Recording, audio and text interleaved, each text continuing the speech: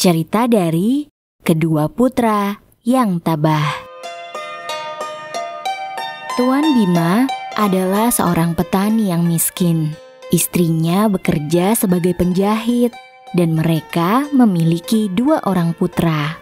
Beberapa tahun yang lalu, sang istri merasa putus asa karena mengidap sakit parah. Lalu, sang istri mengatakan sesuatu kepada kedua putranya.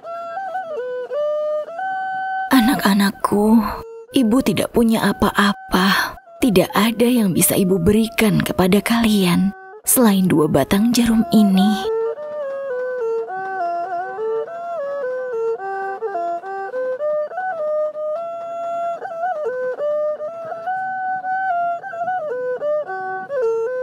Pada akhirnya, sang istri pun meninggal dunia. Sayang, jangan pergi sayang. Sayang, jangan pergi. Ibu, bangun ibu. Jangan tinggalkan kami, Bu. Jangan pergi. 1 tahun kemudian, karena tidak ada lagi orang yang mengurus rumah tangga, Tuan Bima pun menikah lagi dan memiliki seorang putri. Tapi istri barunya tidak menyukai kedua putra dari Tuan Bima, walaupun mereka berdua adalah anak-anak yang taat dan pekerja keras. Oh, baik kesayanganku, tidurlah sayang. Ayo tidur putriku, jangan menangis sayang. Hei kalian, cepat bantu pekerjaan rumah dan juga memasak. Sebentar lagi ayahmu akan segera pulang. Jangan sampai tidak bisa makan, dan juga tolong cuci popok putriku. Baik, Bu, akan kami lakukan. Ketika ayah hendak pergi ke ladang, istrinya membuat kue tradisional. Tapi ketika kue sudah matang, dia berkata kepada kedua putranya, "Jangan makan apapun sampai ayahmu kembali. Mengerti?" Ibu, aku ingin makan. "Oh boleh sayang, ini kue untukmu. Coba buka mulutnya, makanlah." Kedua bersaudara itu menunggu ayahnya pulang, hingga dia pun datang pada malam harinya. Segera setelah sang ayah tiba di rumah, karena perut mereka sudah sangat lapar, keduanya pun bergegas memakan kue tersebut. Hoi sayangku, aku sudah pulang.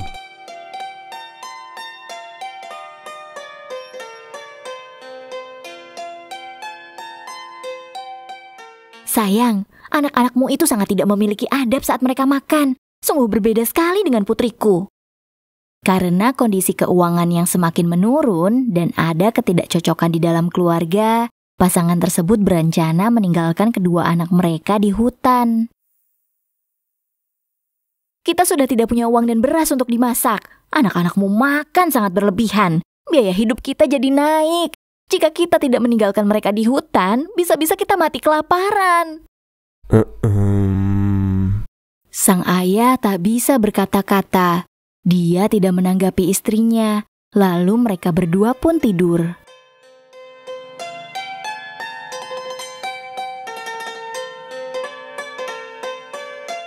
Keesokan harinya, sang istri menyiapkan bekal makanan untuk makan suaminya dan juga gerobak sapi untuk membawa putra-putranya. "Ini bekalnya sayang, segeralah kembali ya." Tentu sayang, tentu.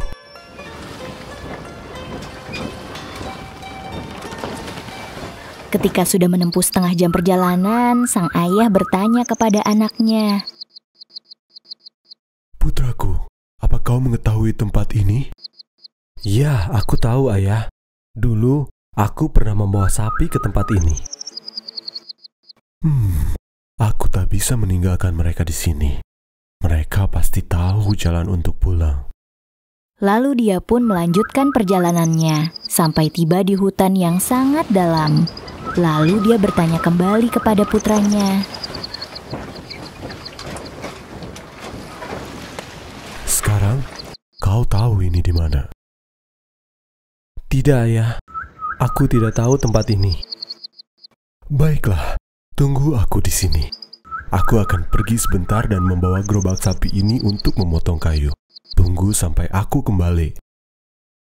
Baik ya, lekaslah kembali.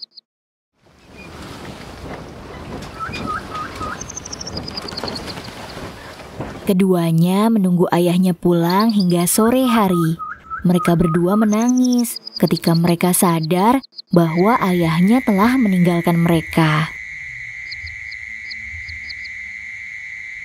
Kak, aku lapar. Dan kenapa ayah tidak kembali lagi? Aku juga lapar, tetapi sepertinya ayah telah meninggalkan kita berdua di hutan ini. Apa? Tidak mungkin. Aku takut sekali, Kak.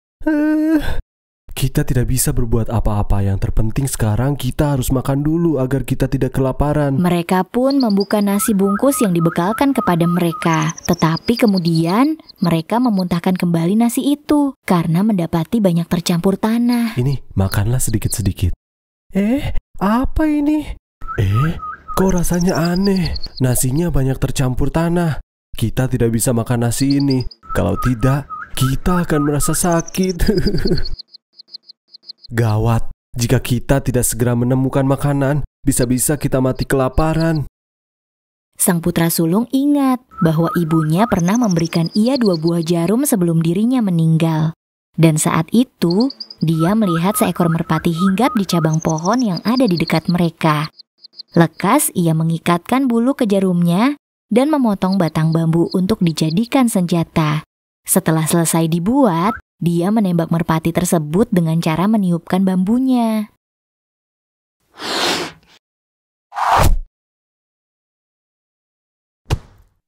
Yes, akhirnya kita dapat makanan. Yeay, bagus, Kak. Lalu, saat ia membersihkan merpati tersebut, keluar biji-biji jagung, kacang, dan labu di dalam perut merpati itu. Putra sulung mengumpulkan biji-biji itu dan mengeringkannya di bawah sinar matahari. Dik, aku menemukan biji-bijian di dalam perut merpati itu. Aku akan mengeringkannya, setelah itu mari kita tanam. Baiklah, Kak. Kedua bersaudara itu memotong kayu dan mengumpulkan dedaunan. Lalu mereka jadikan gubuk singgah. Di malam yang sangat tenang, tiba-tiba terdengar suara binatang buas yang membuat mereka takut.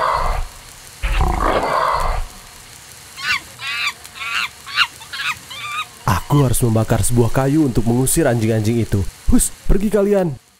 Kakak, aku takut sekali. Keesokan harinya, kedua bersaudara itu mulai menanam benih yang mereka punya. Juga untuk makanan mereka sehari-hari, mereka selalu mencari ikan, kepiting, siput, dan buah-buahan. Persediaan yang kita dapatkan bisa cukup untuk beberapa hari ke depan. Hore, dengan begitu, kita tidak akan kelaparan untuk beberapa hari.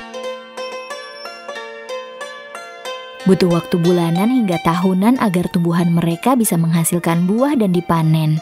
Dan mereka tak pernah lelah bekerja keras memelihara tumbuhannya. Saat tanaman lain sudah mulai tumbuh besar, mereka akan menanam bibit baru agar terus bisa panen. Lihatlah labu ini, Dik. Terlihat besar dan enak sekali. Padi, jagung, dan kacang juga tumbuh dengan baik, Kak. Kedua bersaudara itu terus bekerja keras untuk membuat ladang selama bertahun-tahun di area tersebut. Dan juga membuat gubuk untuk tempat tinggal mereka. Berkat kesabaran dan ketekunannya, pada akhirnya ladang mereka menjadi luas dan ditumbuhi banyak tanaman. Lihatlah, Dik. Berkat kerja keras kita untuk keluar dari penderitaan, ladang yang begitu luas dan semuanya sudah mulai tumbuh berbuah. Akhirnya... Sejak saat itu, kehidupan mereka terus membaik dan semakin baik. Hingga mereka memiliki rumah dan banyak hewan ternak yang mereka pelihara. Kegigihan telah mengubah hidup mereka menjadi lebih baik.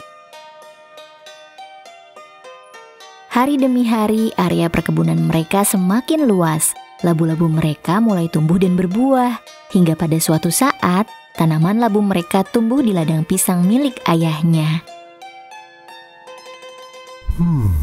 Siapa yang berani menanam labu di ladangku? Dia mengikuti jalur tumbuhnya labu tersebut hingga sampai di rumah pemilik labu itu. Sang ayah tidak mengenali kedua putranya, tetapi sang putra mengenalinya dan segera berlari memeluk ayahnya. Ayah! Putra-putraku sayang, sejak kalian tidak ada, keuanganku mulai menurun. Seharusnya saat itu, aku tidak meninggalkan kalian di tengah hutan. Tidak apa-apa, Ayah. Jangan khawatir, kami punya beberapa uang untukmu. Semoga bisa meringankan bebanmu, Ayah. Oh, Nak, kalian adalah anak yang berbakti kepada orang tua. Tuan Bima pun pulang ke rumah dengan rasa bahagia karena setelah lamanya berpisah dengan sang anak, akhirnya bisa bertemu dan anaknya bisa membantu keluarganya. Istriku sayang, aku pulang dan aku membawa uang untukmu. Dari mana kau mendapatkan uang sebanyak itu? Siapa yang memberimu uang itu?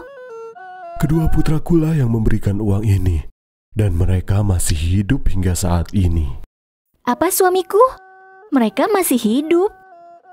Benar, mereka masih hidup. Terlebih, hidup mereka menjadi makmur. Melihat suaminya yang mendapat uang dari kedua putranya, sang istri pun memanfaatkan suaminya untuk terus meminta uang kepada mereka.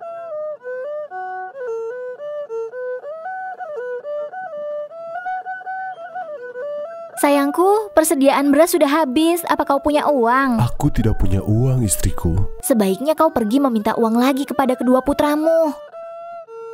Seberapa banyak pun uang yang diberikan oleh sang anak, Tuan Bima selalu merasa kekurangan karena istrinya tidak tahu cara menyimpan uang dan mengatur pengeluaran untuk hidup mereka. Padahal beberapa hari lalu aku sudah memberimu uang. Suatu hari, sang istri kehabisan uang dan seperti biasa, dia meminta suaminya lagi untuk meminta uang kepada putranya. Aku tidak tahu harus berbuat apa lagi. Istriku sangat boros dan tidak tahu cara menyimpan uang. Hanya dalam waktu singkat, uang yang aku berikan pasti ia habiskan. Tidak apa-apa ya, ini untukmu. Ambillah. Terima kasih atas semua bantuanmu, Nak. Aku tidak bisa membalas apapun selain berterima kasih kepada kalian. Saat hendak pulang, sang ayah melihat kerbau milik putranya. Nak, barang-barang yang aku bawa terlalu banyak. Tolong beri aku seekor kerbau. Aku akan menunggangi kerbau itu. Lagi pula aku sudah tua. Baik, silakan ayah. Selamat tinggal putraku sayang. Iya, ya, hati-hati di jalan ya.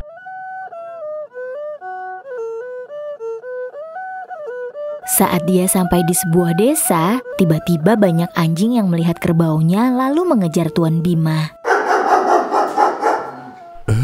Hus. Pergi kau anjing kurang ajar. Hus. Nyahlah. Hus. Kerbaunya panik dan seketika lari hingga membuat Tuan Bima terjatuh. Oh, tidak. Berhenti. Aduh, kasihan sekali. Laki-laki itu terjatuh dari kerbaunya. Ayo segera kita bantu dia. Benarkah? Di mana pria tua? Aku tidak melihatnya. Benar. Dia sepertinya Iya, terluka. ayo cepat bantu dia. Kasihan sekali itu. Iya, ayo cepat bantu. Sebaiknya begitu. Tuan, kau tidak apa-apa? Kau baik-baik saja kan? Aduh, tidak, sakit sekali. Sepertinya kau sulit berjalan, Tuan. Di mana rumahmu? Biar aku antarkan kau pulang ke rumahmu. Cepat bantu. Rumahku ada di sebelah sana. Lurus terus melewati jalan ini. Baiklah, Tuan. Aku akan menuntunmu pulang ke rumahmu. Oh, terima kasih banyak atas bantuanmu. Setelah kejadian tersebut, Tuan Bima mulai sadar bahwa keserakahan akan mencelakakan dirinya, entah dengan kejadian apapun. Oh, aku sudah mencelakakan diriku sendiri. Dan sekarang, untuk minum dan makan pun, aku kesulitan. Tuan Bima pun merasa malu dan tidak pernah meminta uang lagi kepada putranya. Adapun istri, dia mulai memperbaiki dirinya dan mulai bekerja keras. Setelah orang tua mereka menyadari terhadap apa yang telah mereka lakukan, kedua putranya justru semakin sering memberi mereka uang sebagai rasa terima kasih. Ayah, kami ada sedikit uang yang ingin kami berikan untuk biaya Betul, harian Ayah, kalian. terimalah uang Tolong ini. ambillah. Kalian telah banyak membantuku, dan aku tidak dapat membalas kebaikanmu selain dengan rasa cinta dan kasih sayangku kepadamu. Terima kasih putraku. Iya, Iya, Ayah. Ayah. Sejak saat itu, Tuan Bima dan keluarganya hidup bahagia selamanya.